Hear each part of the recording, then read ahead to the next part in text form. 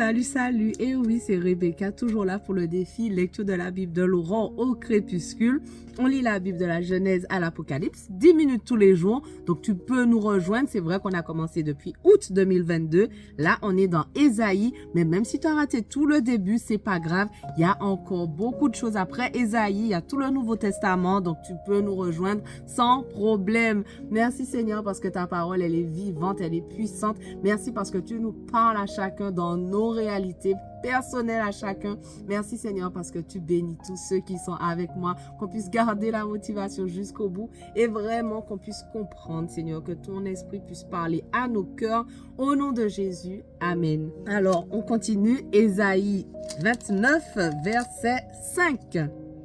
La foule de tes ennemis sera comme une fine poudre, la multitude des tyrans comme la paille qui s'envole. Cela se produira soudain, en un instant. Le Seigneur des armées célestes interviendra pour toi avec le fracas du tonnerre, des tremblements de terre et un bruit formidable, la tempête et le tourbillon, la flamme d'un feu dévorant, comme il en est d'un songe, d'une vision nocturne. Ainsi en sera-t-il de toutes les nations nombreuses qui attaquaient la ville, hôtel, qui combattait contre elle et contre ses remparts qui l'assiégeaient. Il en sera comme d'un homme qui serait affamé et rêverait qu'il mange, mais lorsqu'il se réveille, il a le ventre creux, ou comme un assoiffé qui rêverait qu'il boit, et lorsqu'il se réveille, il se sent épuisé. Il a la gorge sèche. Ainsi en sera-t-il de ces nations en foule qui combattent contre le mont Sion. Étonnez-vous et soyez stupéfaits, aveuglez-vous et restez aveuglés. Soyez tous ivres, mais pas de vin, et chancelez, mais non d'avoir trop bu, car l'Éternel a répandu sur vous un esprit de torpeur. Il a bouché vos yeux, il s'agit des prophètes, il a voilé vos têtes, vous qui recevez des révélations. Il s'agit d'hommes qui ont des révélations. Toutes les révélations sont devenues pour vous comme les mots écrits sur un rouleau scellé. Donnez-le à un homme qui a appris à lire en lui disant « Lis cela s'il te plaît ».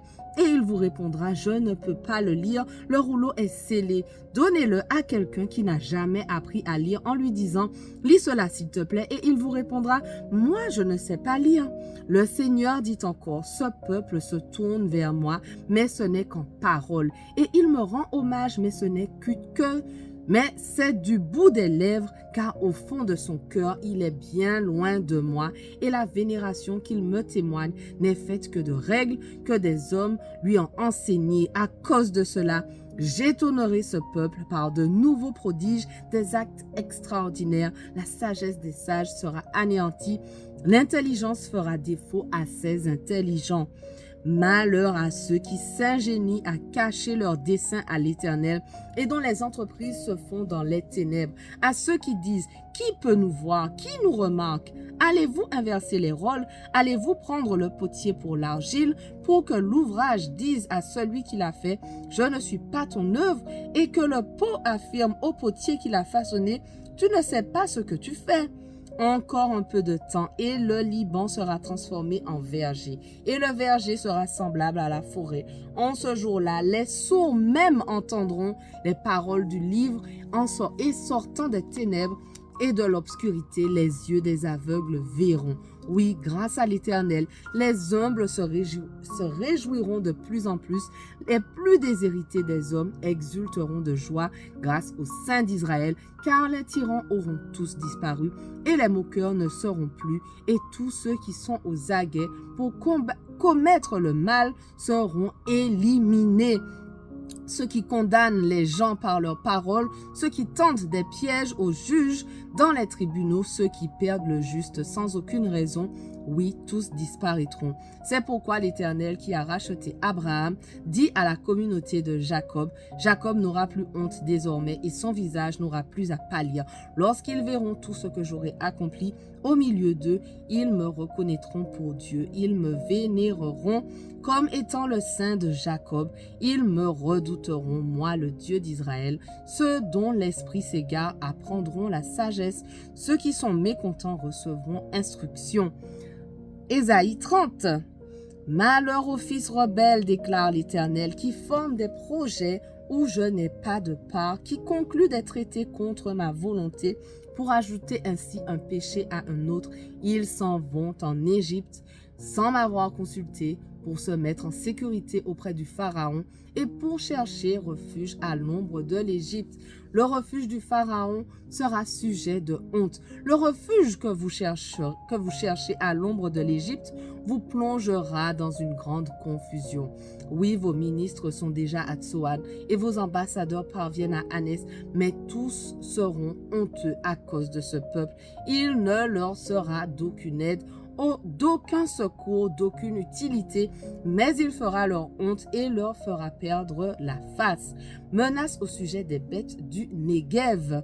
À travers un pays de détresse et d'angoisse, dans le pays du lion, oui, du lion rugissant, dans le pays de la vipère et du serpent volant, ils portent leur richesse sur l'échine des ânes et leur trésor sur le dos des chameaux, en cadeau à un peuple qui ne peut rien pour eux. Le secours de l'Égypte est vain et illusoire. C'est pourquoi je l'appelle l'agité au repos.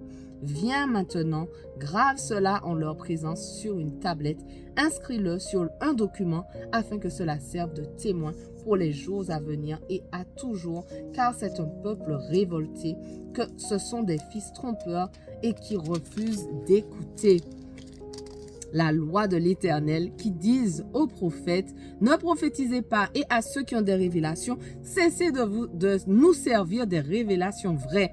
Annoncez-nous des choses agréables, que vos révélations nous bercent d'illusions. Sortez des bons chemins, quittez les sentiers droits, cessez de nous importuner avec le Saint Dieu d'Israël. Par conséquent, voici ce que déclare le Dieu Saint d'Israël. Puisque vous méprisez cet avertissement et que vous vous confiez à la violence et aux intrigues, que vous comptez dessus à cause de cela, ce péché deviendra pour vous comme une brèche dans un mur élevé. Un renflement y apparaît et puis soudain, le voilà qui s'écroule et qui se brise comme se brise un vase de potier que l'on fracasse sans nul ménagement, dans les débris duquel on ne trouverait pas un tesson assez grand pour ramasser des braises ou pour puiser de l'eau à la citerne. Car ainsi parle le Seigneur l'Éternel, le Saint d'Israël, c'est si vous revenez à moi, si vous restez tranquille, que vous serez sauvés. C'est dans le calme et la confiance que sera votre force. Mais vous ne l'avez pas voulu et vous avez dit non, nous fuirons à cheval. Eh bien oui, vous fuirez. Vous avez ajouté, nous irons sur des chars rapides. Eh bien, vos poursuivants seront rapides eux aussi. Et 1000 hommes se sentiront menacés par un seul. 5 soldats suffiront pour vous mettre en déroute. Il ne subsistera que quelques rescapés qui seront comme un mât en haut d'une montagne ou comme une bannière au sommet d'un coteau. Et pourtant l'Éternel attend le moment de vous faire grâce et il se lèvera pour vous manifester sa compassion, car l'Éternel est un Dieu juste. Heureux tous ceux qui se confient en lui. Ô peuple de Sion, habitant à Jérusalem, tu ne pleureras plus, car Dieu te fera grâce quand tu crieras et lorsqu'il t'entendra, il répondra à ton appel, car le Seigneur te donnera du pain dans la détresse et de l'eau dans l'angoisse. Oui, celui qui t'enseigne ne se cachera plus. Tu verras de tes yeux le maître qui t'instruit. Alors tu entendras dire derrière toi, c'est ici le chemin, suis-le, là va à droite, là va à gauche. Tu tiendras pour souiller le plaquage d'argent recouvrant tes idoles, le revêtement d'or qui orne tes statues, et tu les rejetteras comme une chose impure. Tu diras, hors d'ici, et Dieu accordera la pluie à la semence que tu mettras en terre. Aussi, la nourriture que produira la terre sera très riche et savoureuse, et ton bétail en ce temps-là paraîtra dans de vastes prairies. Les bœufs, comme les ânes qui labourent ton sol, se nourriront de fourrage salé que l'on aura vanné à la fourche et aux vannes. Au jour du grand massacre, où les tours forts tomberont, il y aura partout sur les hautes montagnes, sur toute colline élevée, des cours d'eau abondants. La lune brillera du même éclat que le soleil, et la lumière du soleil sera 7 fois plus vive. Elle sera pareille à la lumière de 7 jours, au jour où l'Éternel pansera les plaies de son peuple, où il guérira les blessures entraînées par les coups qu'il a reçus. Voilà, notre passage du jour touche à sa fin, mais on continue dès demain. On ne lâche rien. Allez, sois bénis.